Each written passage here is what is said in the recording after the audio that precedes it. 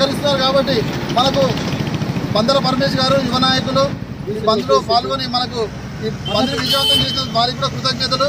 వారి అమూల్యమైన సందేశాన్ని ఇవ్వాల్సిందిగా కోరుతున్నాం. ఈరోజు బీసీ సంఘాల ఆధ్వర్యంలో పెద్ద ఎత్తున తెలంగాణ రాష్ట్ర బంద్కు పిలుపునిచ్చారు.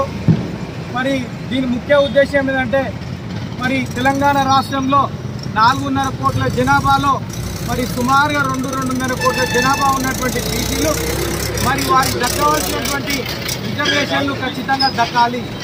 మరి దక్కని ఎడల అవసరమైతే పోరాటానికైనా సిద్ధము.